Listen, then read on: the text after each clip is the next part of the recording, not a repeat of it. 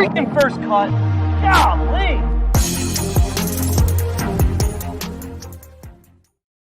Ladies and gentlemen, boys and girls, welcome to Election Night in America. First Cut edition. I'm your host for the evening, Patrick McDonald. It is Tuesday, November 5th, and I am joined by our political analyst up in the Northeast, Greg DuCharme. Greg, how is your election 2024 treating you so far? It's been quite a season, Patrick. I got to say, I'm looking forward to having some, golf news in my Twitter feed rather than being inundated with political opinions and political analysis for what seems like the last couple of months in a row. So I'm looking forward to this being over. But as they say, the fate of our country is in your hands. So if you haven't already, make sure you get out there and vote. And of course, we'll bring you to the brink of those first polls, those first booths closing 7 p.m. Eastern. All your political analysis, all those exit polls that we need. Is Scotty Scheffler going to be the player of the year? Is this the week Cameron Young finally gets into the winner's circle? All those questions will be answered here. But Greg, I want to look back to last week very quickly and ask you, how was your Halloween? Oh, Halloween was fine. Relatively easy. My kids weren't all that into it, quite frankly, which was shocking because they were into it. They were so into it in the lead up. And then all of a sudden they didn't want to wear their costumes. The masks are off. They're, walking around without them. My little guy is done, or he went to 6 houses and he's done. Maybe that means he's eating too much candy on a daily basis anyway. Maybe that means he's not allowed to eat enough candy and he knows he's not going to be able to eat it anyway. I don't know. But for some reason, there was too much buildup and the night of didn't quite deliver. Wow. The lights were too bright, someone said. The lights were too bright. Yeah, but it was great for me as Clark Kent. That was a lot of people didn't get it right away. They made some jokes about me having a bad costume, and then I showed them, and then they liked it. Your disguise was too good. Exactly. Which, look, that's what it's supposed to be. Mm-hmm. Do you guys do? Is there any trunk or treating up there? No trunk or treating. I haven't heard of it. It's people just set up in the back of their cars. Oh, like on the side of the road. Like in the neighborhood, kind of. Yeah, it's sort of like a block party. Yeah, could be a cool idea. It could either be really cool or really creepy, depending on how you look at it. I'd be telling my kids, you're not going up to any cars because there's candy in them. Okay. Yes. Back in my day, we avoided those. Yeah, those should be avoided at all costs. Exactly. Okay, we'll swing into golf news. From the political sphere, from the candy sphere, to golf news. Pretty quiet week, which is nice always. On the ladies' side, despite 3 events remaining on the LPGA, Greg, Nelly Korda wins Player of the Year honor, second American back-to-back, or Lily Avu won last year. She's a second straight American. 5 wins plus that major championship, that 5 tournament winning streak as well. First time in her career doing so. Obviously a great season for Nelly. A lot of records with her name attached to it now.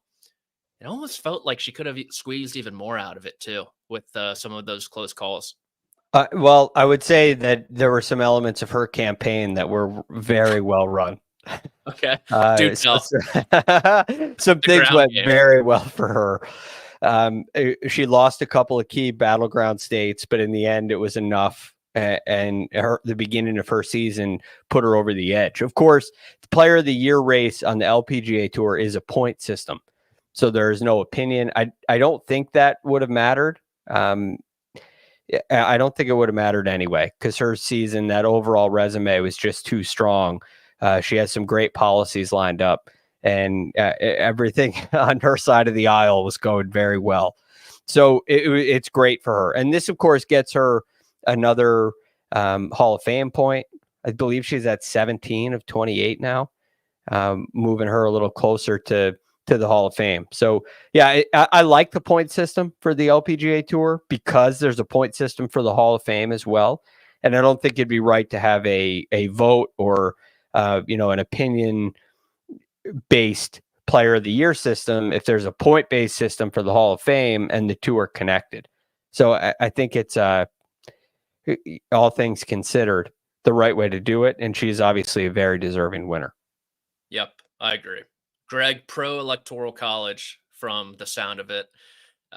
Lydia Ko probably could have maybe threatened her a little bit with that win at St. Andrews, the major championship, and of course the gold medal at the Olympics as well. But I'm with you. It was kind of a shoe-in after that starts her year, winning 5 times in a row, including the Chevron.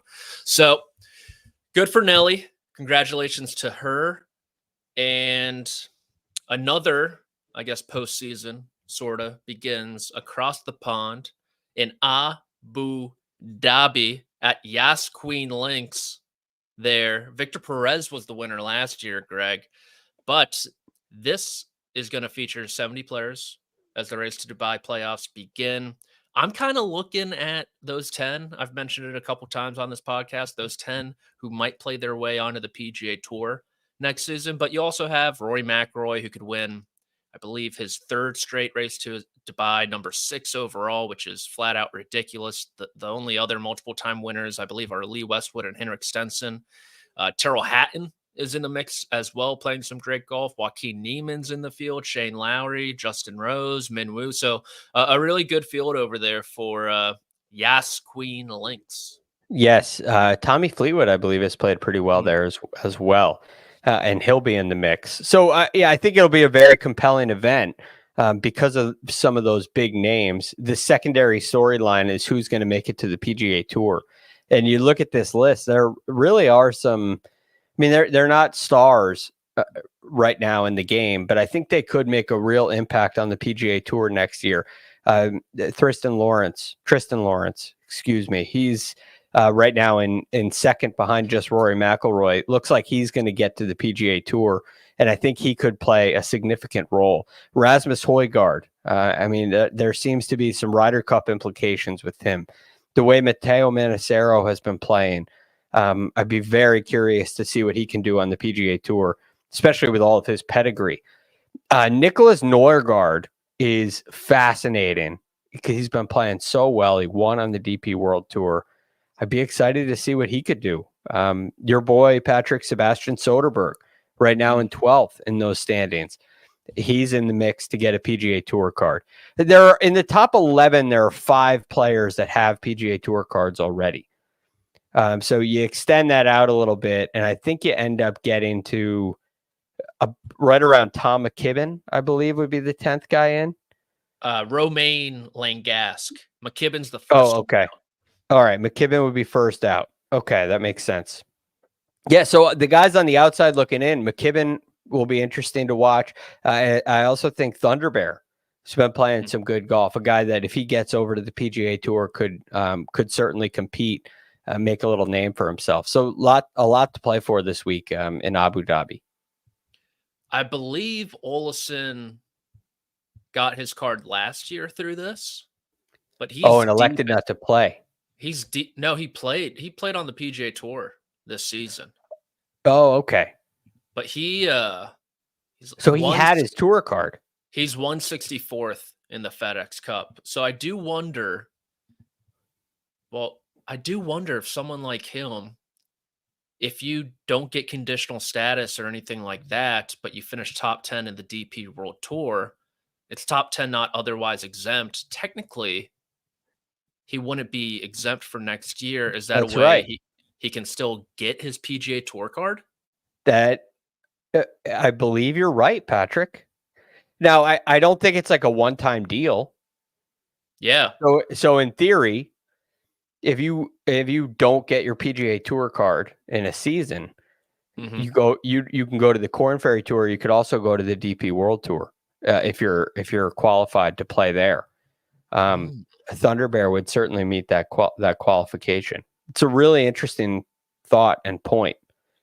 That multiple ways to get back, I suppose.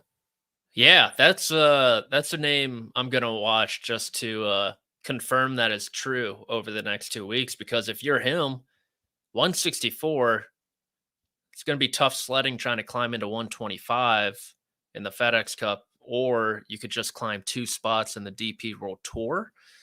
I would imagine that's why he's playing, right? Yeah, that would make sense. There are some funny scenarios too, Greg. Tyrrell Hatton is 22nd in the race to Dubai, only about, I don't know, 5 people outside. He kind of hit for the cycle this past year. He started on the PGA Tour a long time ago. He played in both Hawaii events, I believed. Then he went over to live with John Rahm and the rest of the lot. Laurie Cantor is a guy who's played on Live Golf a couple times. I believe they are forcing him to serve a 1-year suspension, even though he was never a PGA Tour member, if he is to somehow get his card. But those names are kind of circled on my page just for content purposes, you could say. You just want to see the drama. Yeah, I want want to write the everything to art. You burn want down. something to write. Yeah, I want none of it to make any sense. But I do agree with you. I think a lot of these guys could add a bit of personality, I guess, to the PGA Tour. I think highlighting Guido, like the Italians, as I mentioned, the crazy Italians, Matteo and Guido, adding them to the PGA Tour and being able to highlight them. Rasmus has suddenly turned into the better Hogard too. And so those 3 in particular I'm looking at. And people forget T-Law, even though some in the media are considering him overpaid for his performance so far in 2024. Maybe Jacksonville reached for that contract. I don't know. But T-Law went to the back 9 of the Open Championship, Greg, with a 2-stroke lead. Yes, and he's extremely aggressive. He's long. His game could, my estimation, would fit in really nicely on the PGA Tour. So I'm very curious in him. I know he's in first of those not otherwise exempt, so it's an obvious one. But I do think that he would really fit the mold on the PGA Tour nicely. Yes, and I believe Mark said he used to win everything in South Africa as a youngin'. But then again, I think Mark says that about every South African that kind of gets thrown into the mix. So I could be wrong there also. All right, we'll touch on Abu Dhabi HSBC Championship a little bit later as well in the best bet segments, but we still have to get to the Prestige Worldwide Technology Championship, and we will do that after a quick break. CBS Sports HQ, giving you college football coverage unlike anyone else. We're talking Big Ten. Pre- and post-game coverage. Are you encouraged with the way that this team responded? Along with breaking news. A lot of movement in the rankings this week. Highlights and expert analysis. That streak could be in jeopardy here. Sure. What was your main takeaway from this game? How impressive was his domination? That really changed the football game. Let's go ahead and have some more fun. Another wild ending. The chaos continues. Turn to CBS Sports HQ.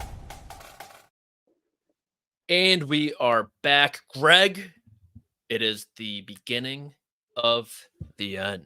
3 events left in the FedEx Cup Fall, beginning this week down in Cabo, Mexico at El Cardinal. Second time these guys have played the Tiger Woods designed. I'm sure you and Rick talked about how the course is going to play yesterday and all that jazz. But, Greg, it seems like if you're not making birdies this week, you can pack your bags early.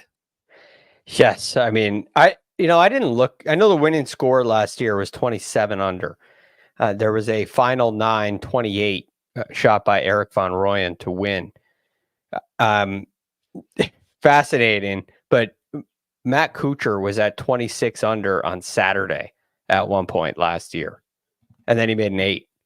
It was absolutely incredible. So the birdies were flying around El Cardinal, and I expect them to do the same this week. You're talking about a golf course with massive greens and massive fairways.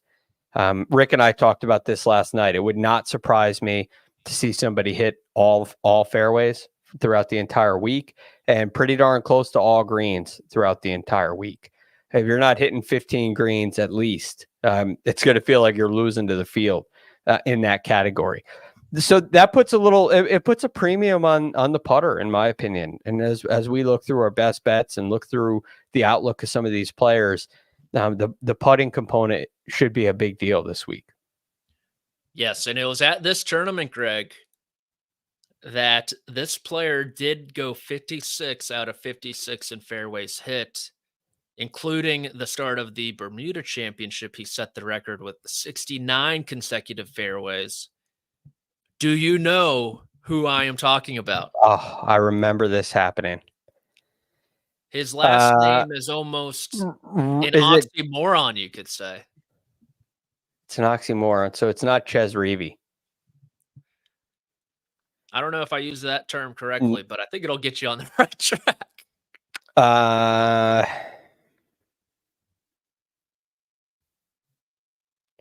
I'm just taking your hint out of it, okay? Okay, that's fair. Was it Brian Gay? No, it was not Brian Gay. It was, you could say, I'm not really blank his last name off the tee, but I'm straight. I'm not really. Adam Long. That's right. Yep, Adam Long. More like Adam accurate. Okay. So yeah, an oxymoron. I see what you're getting at. Yeah, I guess that plays. Yeah, so Adam Long, 56 out of 56. I believe Cam Young in the first round went 14 out of 14 and 18 out of 18, pitched a perfect game for his sponsorship over there at Major League Baseball.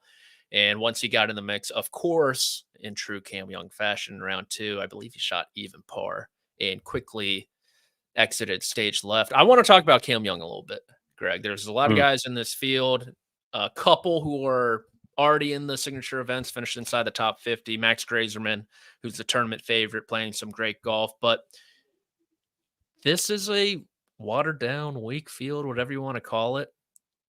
And Cam Young, 27, he's been there plenty of times close. It's about damn time this guy wins a golf tournament, is it not? Yeah, it is. And it's been a while since he has. I would not go as far as to say he should win this golf tournament. If he gets in the mix on Sunday, then I think you could say that. But these are the kind of events where you can play some really good golf and not win. You can go shoot 5 under every day and find yourself 4 back of the lead. If last year you would have been 6 back of the lead at one point on Saturday. If you were 20 under. So you got to really make some birdies. I'm not sure that's the best style of golf for Cam Young. Now, if you look at some of his metrics, you're taking a look on rickrungood.com or Data Golf or something, and you see in his last 2 starts, he didn't see a great ball striking performance either in Memphis or at the BMW. I'm very willing to write that off. His ball striking leading into that was phenomenal. He's a guy that was hitting the ball really well. And I think we can lean to that more so than the last 2 events of the playoffs. What really concerns me in a week like this, however, is what happens with the putter, with the flat stick. Can he hole enough putts to keep himself in the mix? He should be able to handle all 4 of the par 5s. You have two shorter par 4s that are maybe just out of drivable range. Maybe Cam Young can drive them. That would be number 3 and number 10. They're in the 345 to 355 range, and can play downwind. So there's a chance that he's got 6 really good scoring opportunities where he can make a birdie with a 2-putt or a short game birdie. So I'll be curious to see how he handles those holes, and then the rest of it's going to come down to the putter. Yeah, I think if you're trying to win this golf tournament, you probably have to shoot 7 under each day, just about there. And like you mentioned, 4 par 5s, a couple short par 4s, take care of most, if not the majority of those, and then see what you do on the rest of the holes. It's just, we've talked about his expectations and how his rookie year might have been kind of a double-edged sword in that respect, almost, where he was so good coming off the Korn Ferry Tour, where on the Korn Ferry Tour he won twice, of course, but outside that it was a pretty consistent campaign for him. And then he comes onto the PGA Tour, runner-up, I believe, 6 times, close in major championships. And then it's been pretty lackluster and unforgettable outside of a few weeks since, where those early expectations maybe they clouded our judgment or our opinion of Cam Young, where he isn't going to be this top 15 player in the world or major championship world beater. Maybe he's more the top 40, top 30 type guy who wins a handful of times in his PGA Tour career. Yeah, I don't think the fall off was quite as big as it appeared. If you look, there's a couple ways to look at it, right? One, FedEx Cup standings. He ended up 19th in his rookie year. So he made the Tour Championship, then 42nd and 44th the next 2 years. You look at the top 10s, is 7 in his rookie year, 5 in 23, and 8 in 20. I'm sorry, 6 in 24. Not a huge fall off. That's still a pretty decent number of top 10s. The real difference is he had this 5 runner-up finishes in his rookie year, and then it's 1 in the next 2 years. So I think you could still be pretty close. And I think the first year with all those runner-up finishes and those performances in major championships, I think it raised the expectations probably a little too high. But I think we could still see some significant improvement from him. I think there's a pretty easy pathway, a pretty easy avenue for him to get his game back, and it really just comes down to the putter. That's the swing state for Cam Young. What happens with the putter? I still trust his ball striking. I think it's still there, which means the talent is there. It means the ceiling is there. It means the ability to win is still there. So my overall outlook on Cam Young is not a negative one. Even though it may look like the trend is downward, I don't think it's significantly or alarmingly down. Okay, I'll highlight another silent voter, perhaps, in the Cam Young campaign. Strokes gained attitude.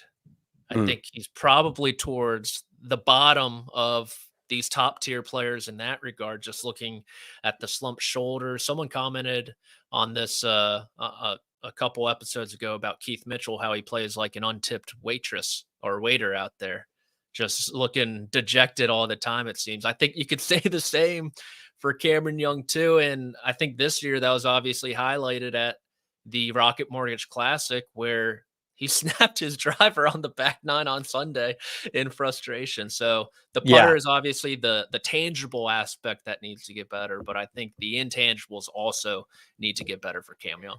Well, if you're in the Cameron Young camp on the campaign trail with him, you perhaps there were some underlying attitude issues for a while that didn't really make it to the surface until that Rocket Mortgage. You could talk about the slump shoulders and the waddle. I really think much of that is the personality. But seeing the way that he behaved during the Rocket Mortgage Classic and the frustration kind of coming out as an outburst, my hope would be that really raised a red flag. And it said to somebody in his camp, if not Cam himself, hey, we got to make we got to evaluate this. We got to adjust this a little bit. Because I'm fine if you're going to be stoic, like a Patrick Cantlay. You could perform very well if you're stoic. You may not be a fan favorite, but you could perform quite well. You can win a lot of golf tournaments that way. The issue is it has to work both ways, right? It has to work when it's going well and when it's going poorly.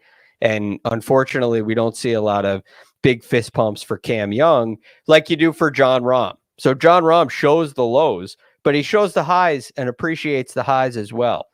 And it feels like sometimes with Cam Young, we see now after this past year, we've seen some lows, but we don't see any highs when it goes well. And hopefully the spotlight was shined on that area of his game this year, and we could see an adjustment. I do think it's something that he can fix. It'll take a little bit of work, but boy, a win would go a long way in helping that cause too. It would. Just show you're having a little fun out there every now and again. It's not a bad thing. Yep. Okay, let's pivot to some other guys. Let's look at this Aon next 10. Some of the guys in the field. Ari English, 53rd. Matt McNeely, 55. Tom Kim, Nick Taylor, Justin Rose are out. Kevin Yu winner of the Sanderson Farms, snuck back into the top 60. He's at 59. Ben Griffin at 60. And then some guys who have put together some pretty solid falls on the outside. Notables, Lucas Glover is going through a tear right now in the ball striking department. Color me shocked. He's at 63. Taylor Moore played well at the Zozo. He's 64. Speaking of the Zozo, Nico Echevarria is 65th after his win. Hostler, EVR, Todd, Johnny Vegas, Doug Gim, all inside the top 70.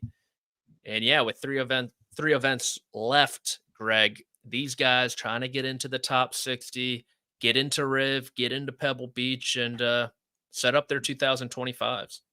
It would go a long way in setting up at least the early part of your schedule.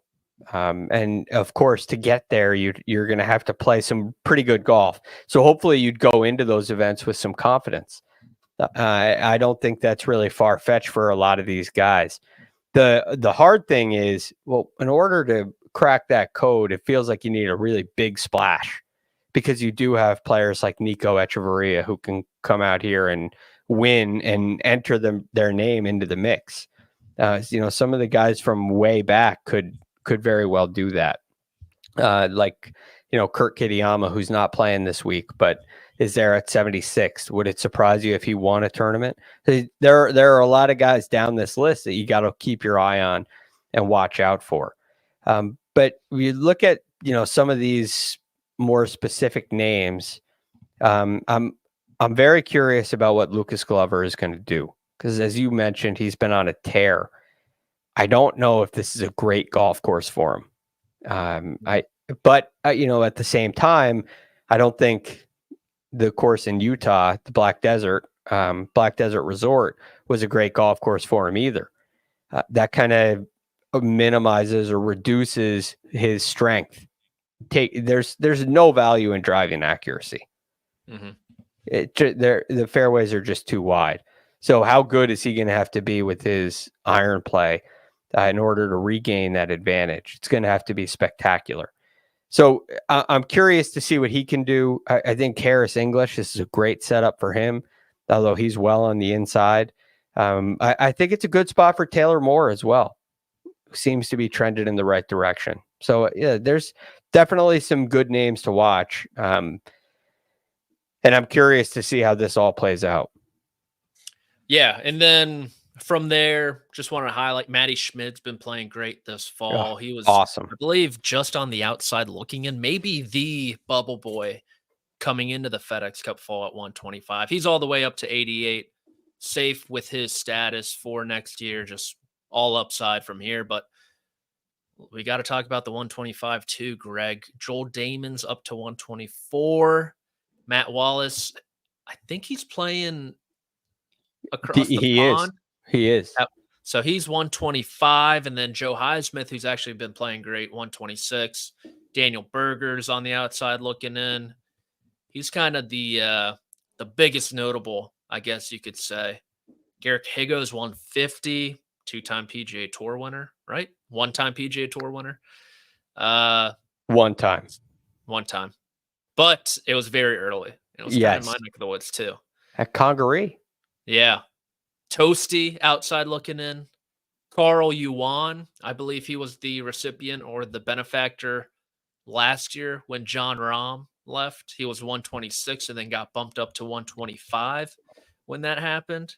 So not a ton of big names. Really Daniel Berger. Gary Woodland's on the outside looking in too, but as we mentioned before, he still has an extra year on that U.S. Open exemption. Yes, which goes a long way. Like Michael Thorbjornsen's on the outside looking in, but he's obviously exempt as well because of PGA Tour U from last year. So he's playing with house money. I think 125 is kind of a big deal, especially with the potential changes coming to the PGA Tour for next year. It's going to be that if they go to 100 cards, it's going to be a lot harder to, earn your way in without a card. And earn your way to the FedEx Cup playoffs without a PGA Tour card at the start of a season. Things just get tighter and tighter and tighter, and you run out of places to play. So really, this is a really important year to get into that top 125. Then you can get to work on the top 70 next year. So these players have a lot of work to do. And there's certainly a lot of pressure on these last 3 events. Yes. Another name, which I just went down the rabbit hole of, Taylor Montgomery. Gosh, remember him coming out of the Corn Ferry Tour? Everyone thought he was going to be not the next big thing, but someone who could potentially win on the PGA Tour. I know he battled some injury. Yeah, it's really hurt him. Yeah. I mean, his ball striking numbers are just an atrocity. And it's because it's painful to watch him play because you can see he's in pain. He's got to get those shoulders right to compete out there. Yeah, so not looking good for him. Okay, we will get into our best bets for the week. We're going to touch on a couple tournaments, maybe even a NFL play if you stick around long enough. Greg, you want to pick the election later tonight? You'll find out after a quick break. Baby, we are gonna start a fire. From world-renowned clubs simply devastating to worldwide stars. Wrexham have done it. This incredible ride continues. The English Football League on CBS Sports Network, and stream every match live on Paramount Plus. And we are back. For those of you new to the program, how this works is producer Josh gives us $50 for a matchup, 30 for a finishing position, and 20 spread across 2 outright picks. I'll kick it off, Greg, because I like your pick as well. But I'm going to go with Sugar Shane Lowry plus 105 over Joaquin the Dream Neiman. We haven't seen Neiman since the team championship on Live Golf a couple months ago now. Lowry's been a top 15 machine over that time. So I'm going to go with him. It's been typical Shane Lowry. Hit the ball in the fairway, hit the cover off the ball with your irons, and not making a ton of putts. So I think with that floor of a T12-ish finish, I think that could work, especially at this plus 105 price tag. Greg, you too have found a little bit of plus money.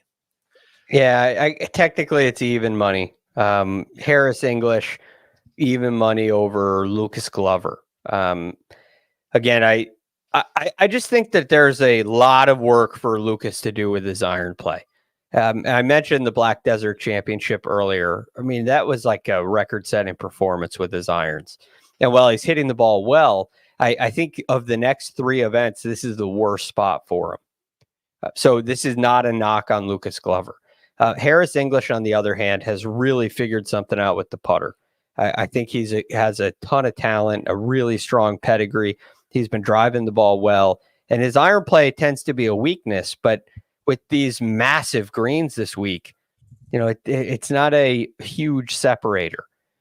So I look for Harris English to do a little more damage on the greens than Lucas Glover, and I like him even money. Now, then over the next couple of weeks, if Lucas Glover is playing, boy, I will not be betting against him at either the Butterfield Bermuda Championship or the RSM. But this week, I'm going to pick on him a little bit and go Harris English. Yeah, I think he wins one of the next 2 weeks. I would not be surprised. Yeah, I feel very strong about that. So this one's dangerous, but yeah. Which one do you like more for him? I'm kind of feeling RSM for some reason. I would say that I like Bermuda more for him. Okay, that could be a side bet amongst us. Yeah, where does he finish better? Yeah, but I got to look a little closer at his results at those. Yeah, I think Bermuda might be better. I think you're actually onto something. Okay, on to the finishing positions. I mean, another good pick from you, Greg. This gets 2 thumbs up from this guy. A top 30 for a guy who's playing some pretty good golf as of late. Who's that? Yeah, it may be on the conservative side, but it's Joe Highsmith, top 30 at plus 140. There may actually be some win equity brewing here. He's basically gaining all the way across the board in his last 2 starts. And with the Sanderson Farms, the only area he lost strokes was with the putter. He's gone to that new putter grip that you love, Patrick, and it's really worked. At the Black Desert, he lost it less than a shot off the tee. So he still drove it pretty well there. This is a complete game, and that tends to travel. So I like the newfound confidence with the putter. His ball striking has been good all season long, and I think he can get around this golf course well enough. So yeah, Joe Highsmith, a little conservative with the top 30, but that's what I'm feeling. So I like him at plus 140. I like it as well. And I'm going across the pond to Abu Dhabi with Guido Migliozzi, a top 20 at plus 180. I believe he was the 36-hole leader in this tournament a year ago. Didn't have a great weekend, but still finished inside the top 20. Been big time boomer bust this fall. 3 missed cuts, 2 top 10s, including a 5th place finish in South Korea at the Genesis, and a top 20 at Le Golf National. So Iron Play is going to need to be a bit more consistent this week. That tends to be his big bugaboo. So you picking up what I'm throwing down or not? Well, I'm with you. I'm picking it up. Kind of a homer pick too. I want him to secure that PGA Tour card. And at plus 180, I like it. Remember, only a 70-man field. So I will take that. On to the outrights, Greg. I'm going to steal your selection from the matchups. And I agree. I think Harris English is going to be in for a great week. He has won at a resort-style golf course with wide fairways and large greens at Kapalua. He's putting it great. Similar to Guido, the Iron Play is going to need to take a step in the right direction for Mr. English. But I think with the upside with the putter, I'm willing to chance it at 25 to 1. And then at that same price, I went with Min Woo Lee at the HSBC Abu Dhabi Championship. 2nd place finish last year at this tournament. Decent start on the Asian Tour and his defense title. Okay at the Zozo Championship. Narrowly gained throughout the bag from tee to green at least. So decent enough form. Couldn't get there with Rory, even though he's already won in the Middle East this year, which seems like a while ago. Couldn't get there with Hatton, even though he just won and he plays well here. And then Fleetwood's always making me look dumb. So I went a little further down and went with Minwoo at 25. What about you? By the way, on the Harris English thing, he's one of the rare guys that can perform really well, put up really good, really strong finishing positions without great iron play. So pat on the back to you. # good pick. Let's go to me. I got JJ Spawn at 2,800. He is my play for the popular vote at 2,800. Oh. Very similar. Yeah, again, I don't have the possibility this week for the perfect grid. But I'm quite frankly, the way this fall has been going, I'm just trying to put something on the board that's not red. Okay. Yes. I've been a wave of red this fall. A little California blue tonight. Something like that. So, I mean, something green would be great. Okay. Something great. easy. Yeah. So JJ Spawn, again, very similar to Joe Highsmith, essentially gained across the board in his last 3 events. Putter's been pretty good. Iron play has been great. Everything looks to be in really good shape for JJ Spawn, who's also played well at Kapalua, like Harris English, although he didn't win. And then this is I think this is the winner with the Electoral College. This guy's just looking so ready to win, and it's Rico Hoey. And I've been on the Rico bandwagon for a long time. And unfortunately, there was a period of time earlier this year where it just proved to be wrong. I thought he was going to have a big year, and it took until the fall. All of a sudden, he's started to record some great events. He started to make cuts. He's made the last time he missed a cut was the U.S. Open. So it's been a much more consistent performance, and he's essentially gained strokes in every area of the game over his last 3, with the exception of the Black Desert, where he lost less than 1/10 of a shot, 0.07. So it's been really good across throughout the whole game for Rico Hoey. I think it's a great spot for him. I have a trivia question for you in regards to Rico. You ready? Okay. Yeah.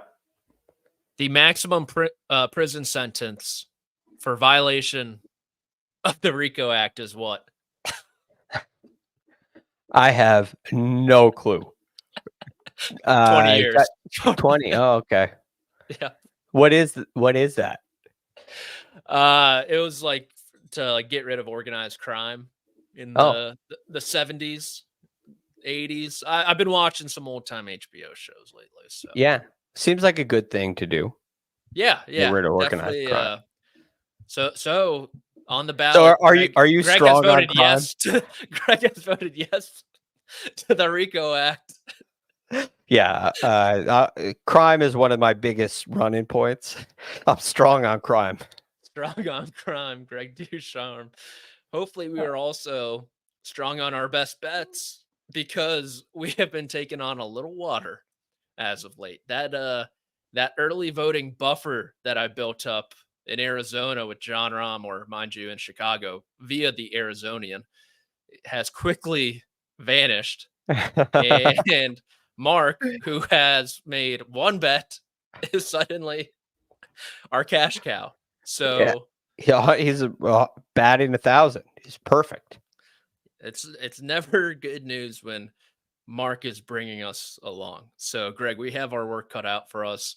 I love this pick that you have. Why don't you share it? Yeah, we don't have to spend a whole lot of time on it because we've already talked about it. But Harris English top 20 plus 130.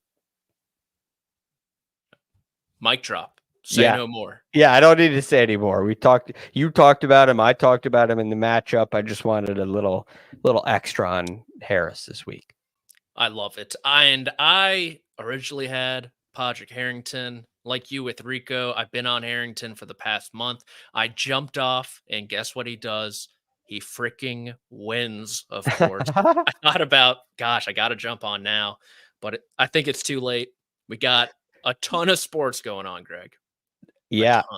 You had, by the way, just so everybody knows, when I filled out the outline this morning, you had Padraig Harrington to win the Charles Schwab Cup in here. That is no longer the case. Yes, I was an undecided voter. And ultimately, I went to the NFL. Wow. Went to the NFL, and I'm going Steelers.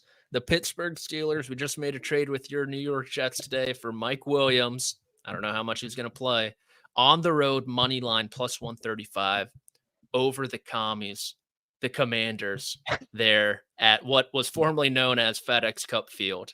I think it's now Northwestern Field, but the house that Jay built. Was it FedEx Cup Field? No. Seems like the organization is much better run post Dan Snyder era.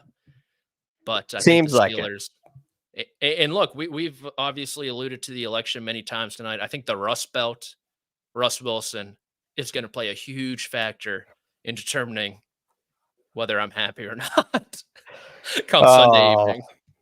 Look, I shouldn't be talking here as I'm 0 for 4 so far this fall on the best bets, but going to the NFL just seems like a extremely risky play. Now, this is it's a cry for desperation.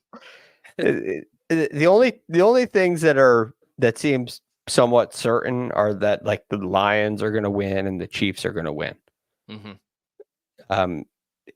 Beyond, I mean, the Panthers won last week. Yes. Yeah, that's true. And they're not, I mean, after 2 weeks, people were saying the Saints were the best team in the NFL. Remember that? They just fired their head coach. And now they're the worst in they just lost to the Panthers. Yeah. Life comes at you fast. Yeah. What a league. By the way, I was listening to someone who said that the Steelers, this was in like August. He said the Steelers would start the season 6-2. Wow. And the rest of his sentence was, I don't think you're going to like very much. But no. Since the first half of the prediction came true, they're 6-2 right now. Yeah, they are currently the 3 seed if the playoffs started tomorrow. But unfortunately for them, they do not. He said the Steelers would start 6-2 and miss the playoffs.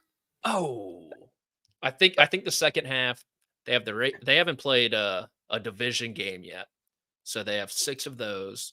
I know they have the Chiefs on Christmas at home, and then someone else in an 11 or 10-day stretch they play 3 games, and it's the Ravens, the Chiefs, and some other good team, and it's like, oh gosh, that's just gonna kill them. Yeah, I think that's what he was looking at. This guy was looking at the schedule, saying this could get bad in the second half. But hey, you can only play who's on your schedule. So 6-2 is a great start. Hopefully they go to 7-2 for all of our sake now, thanks to you. Oh, there it is. All right, Washington, Baltimore, Cleveland, Cincinnati, Cleveland, Philadelphia, Baltimore, Kansas City, Cincinnati. I mean, that they could lose all of those games. Oh, 100%. Yeah, it's got to be that Philly, Baltimore, Kansas City stretch is brutal. 10 days, 3 games at Philly. Oh my gosh, those fans, great people in Philly. Wink, wink. And even Baltimore, Cleveland without Watson, without Deshaun Watson, that team's totally different, it seems. Baltimore fans are sending kids to the hospital, getting arrested. That's never easy. And then home against Kansas City on Christmas. Oh. Yeah, no bueno. And the Bungles are good now, which is not Yeah, good. you would have loved to play them in the first. You want the Bengals in the first 4 games of the year. Yeah, I think they'll steal one from Baltimore. And I think they'll split the division. Go 3-3. So that'll get us to 9. And then Sirianni Washington will get you to 10. Yes, Washington obviously this week, and then Sirianni is going to mess up something in that game. You just know it. That guy, he's like me trying to pick golf bets. A complete lost cause. Oh, man. So what do you think? You think they get to 11 wins? And that's playoff. That's the prediction now. So that would be 5-4 over the next 9. That'd be pretty good. That'd be pretty good. Yes. And as Paul alluded to, Bill Steelers playoff rematch in Orchard Park. They should have won last year. Yeah. Maybe just seems like Orchard Park's a pretty tough place to play. It is. Okay. We still have one and done. I remember that. Josh, Commander Buzzkill, do I need an ad break here? Nod if yes. Blink twice if no. He says no. So we roll on. Do the one and done. The bills are paid, baby. Little extra pizza money for us tonight, Greg, with the parents out of town. Okay, the rules for this FedEx Cup Fall one and done. You can't pick anyone inside the top 50 in the FedEx Cup, and you can't pick someone who you already used in 2024. So, as you can imagine, the picks are pretty eclectic, you could say. And Greg, bringing up the rear, crap, we both are. With 100, I'll give you 47,000 because I like you. Who you got? I appreciate that. Who you got this week? Yeah, I need a pop week. I need a breakthrough. I'm just going with it. My boy Rico Hoey. Let's just go all in at this point. Now, I know we're not in Vegas. I know we're south of the border this week, but let's just go Rico Hoey. Like I said, his game has been so sharp all the way across the board. He's long. He's going to be able to air it out on this golf course. Not necessarily essential, but for a guy that's playing so well, it could turn into a big advantage. So I'm rolling the dice on Rico this week. Okay, and I'm rolling the dice with Harris English. I've got about double the amount than Greg with 297. Closely behind Mr. Rick Gaiman, who's at 305 with Benjamin Griffin. You think he's a Benjamin? He looks like a Benjamin. Yeah, I think he's got to be. Yeah, definitely a Benjamin. Benjamin Griffin for Rick. Mark's going with Harry Hall at 544, 545. And Josh, when did you climb to the top? Good for you. Don't get me wrong. Happy for you. It comes at you Really. fast. Truly, yeah, life does come at you fast. Ricky Fowler. Okay. Play. Kind of bites me in the butt because I complained that one time that Josh didn't play the soundbite for me. But alas, he is on top with, I'll give you 750, Josh, with Mr. Bo Hostler. So that could be very interesting because he's at 750. I'm at one. Let's call it 150, right? At that point, we'll give you 200. So this gap could be closed in a week. It really I'm holding could. like 100K behind him. I mean, Josh got a 4th place finish from Ricky Fowler and just shot to the top. Yeah. So we've been in this. Well, we're going to, make the cut and not make any money, which is a hard combination on the PGA Tour. That's what it seems like everybody's been doing. So Yes. I'm hoping to take advantage of that this week. I'm rooting for you, Greg. I think Harris English, obviously I picked him to win, but I'm feeling like a T34 this week. Yet he's on the outright card. He is on the outright card. Hopefully that correct. beats Lucas Glover. So Sirianni type play right there for you. The Sirianni special. Okay, that is Bo Hostler for Josh at 75 or 7,500. Harry Hall for Mark at 550,000. Benjamin Griffin for Rick at 300,000. Harris English for me also at 300,000, but just a little less. Enrico Hoey for Greg, who's at 147. Call it 150. Call it 200,000. Greg, we have an hour and 4 minutes until polls close, so we have to vamp for that long, I guess. Or we can call it quits. We're going to take a look at the Rust Belt. We'll take a look at your state of North Carolina.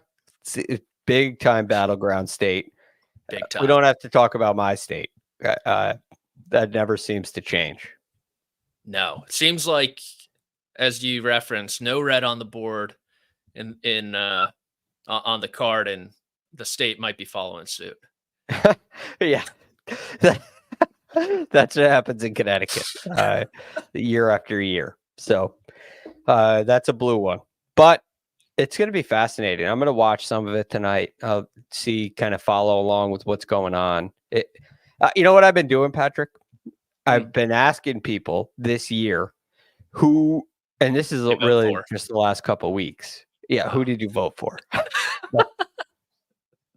No, not who did you vote for, and not who do you want to win. Sorry. Who do you think is going to win? Ooh. Right, because this is my concern with the way the modern world works. The social media thing can turn one side, or like your feed on social media can turn one way or the other so fast. And you lose this perspective of what is really going on in the country. So I've been asking people, who do you think is going to win? And as I suspected, a lot of people think it's going to be very close. And a lot of people don't have any clue. But other than that, it seems to be a pretty 50-50 split of the people I've asked. Who, again, not who do you want to win? Who do you think is going to? So I'm very curious. It seems like we're not going to know by the time we wake up tomorrow. I don't know if you saw this, but Nate Silver, I'll call him a famous pollster. He ran 80,000 simulations, Greg. And it was like 40,000 to 40,000. Seriously? I think Harris won 40 more or something like that. But people are like, you ran 80,000 simulations just to tell us it was a coin toss. We could have told you that. But that is pretty significant. Yeah. No, I do wonder, like, what do pollsters do non-election years? They just twiddle their thumbs? Oh, Josh just said in the chat, 40,012 of the 80. Yeah. Harris won 40,012. Thanks, pal. And people are paying for his newsletter. Like, oh my God, this is the stuff. I guess that's Harris in a landslide. Harris in a landslide. You heard it here first. Oh my God. Oh, that's crazy. But again, I urge you to go and vote if you haven't already, because as you can see, 12. Am I right? That's 12 votes. That I guess it's 12 simulations. 12 semis, yeah. 12 sims, but it could count every single vote. So make some sure 12 you do it. Some 12 tailor-made sims are on the line in that scenario. Okay, I think that's enough politics from us. Good luck to everyone tonight. I hope everyone is happy based on the simulations, based on how close the race is. I doubt that is going to happen. A nod to Steve Kornacki, of course, the best in the biz. He's the Scott Hansen of politics on the big board there. And Greg, usually it's the race to, I don't know, 260 on the PGA Tour, something like that. That's what worked for Nico there in Japan. Tonight, it's the race to 270. Buckle up, big boy. Okay. Yeah, I guess tough conditions out there. Yeah, firm and fast conditions out there on the course tonight. Wind blowing over the weekend to dry it out. Absolutely whipping. Guys are looking left and right. They have no idea what's going on, and neither do we. That'll do it for this episode of the First Cut podcast. That is Greg DuCharme. You can find him on social medias at The Real GFD. I'm Patrick McDonald. You can find me at P McDonald CBS. That'll do it for us. Back to you in the studio. I don't know why I said that, but that'll do it, Josh. See you later.